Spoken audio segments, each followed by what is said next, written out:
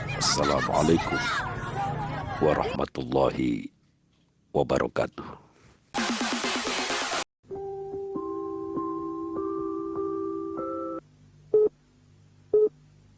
Halo netizen banal yang tidak esensial. Kita akan bahas dengan ilmu dangkal tidak esensial yang saya miliki. Saya coba bahas yang gak perlu dibahas oleh orang seperti saya ini, rakyat jelata tiada tara. Mencoba mengkaji kenapa Pertamina tidak masuk Bursa Efek Indonesia.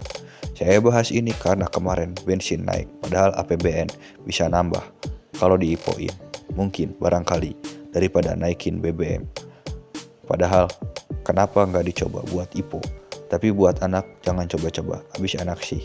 Ini adalah pertanyaan yang sesungguhnya nggak akan keluar di pelajaran biologi, apalagi fisika. Dan sebenarnya nggak penting bagi seluruh umat satu nusa satu bangsa. Saya kasih paham dulu, apa itu IPO?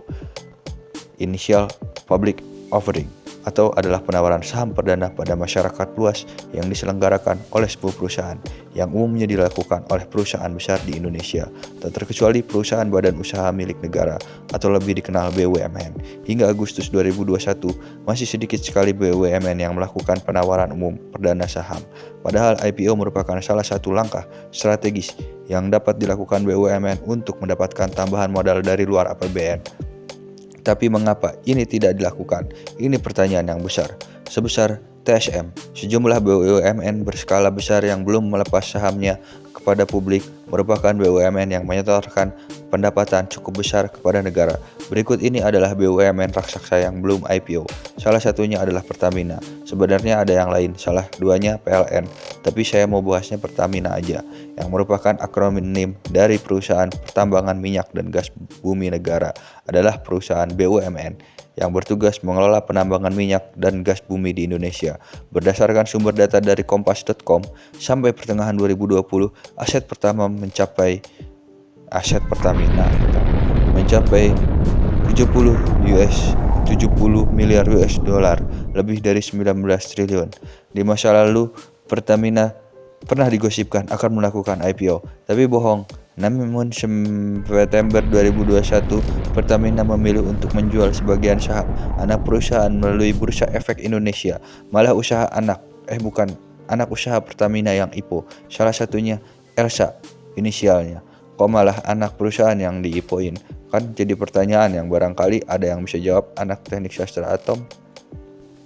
Alasan utama Pertamina tidak melakukan IPO adalah aturan dari Undang-Undang Nomor 22 Tahun 2001. Cari tahu sendiri isi undang-undangnya sana. Bisnis yang dikelola subholding Pertamina bukanlah bisnis biasa, tapi bisnis yang berkaitan dengan kebutuhan dasar dan hajat hidup rakyat Indonesia dan juga dunia sih. Jadi jika saham perusahaan subholding Pertamina dilepas oleh pemerintah, maka akan menjadi ancaman bagi kepentingan bangsa, apalagi jika saham itu kemudian dibeli oleh pihak asing. Kementerian Badan Usaha milik negara BUMN tentunya harus berhati-hati dalam hal ini. Jangan sampai usaha untuk memperoleh untung kemudian mengabaikan kepentingan yang lebih besar. Jangan sampai ketahanan energi terganggu. Jika sampai saham subholding Pertamina itu kemudian dikuasai asing, maka otoritas negara dalam mengelola dan mengatur penggunaan energi bisa saja terganggu. Bayangkan, apa jadinya jika energi yang menjadi kebutuhan dasar rakyat itu kemudian dikelola dan dikontrol oleh asing?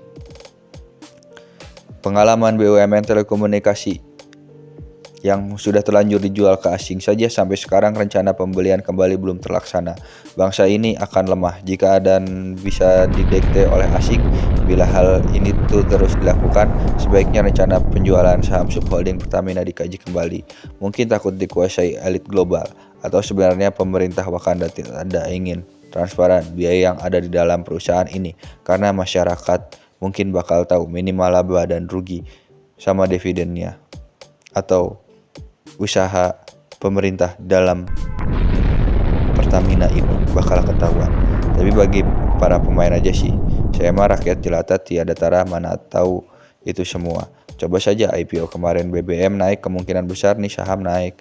Gara-gara satu perusahaan ini, Pertamina, IHSG sempat turun 0,7%. Gara-gara BBM naik, coba Pertamina ada di Bursa Efek, IHSG gak akan turun itu.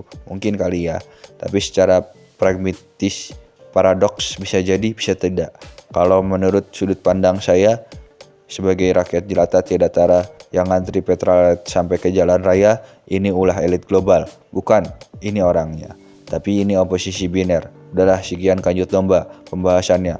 Toh nggak penting-penting rahmat. Yang penting mah minumnya teh pucuk dicinta ulam pun tiba. Nggak akan ditanya juga sama HRD kalau ngelamar kerja. Kecuali kalau HRD-nya saya. Saya juga capek baca aja.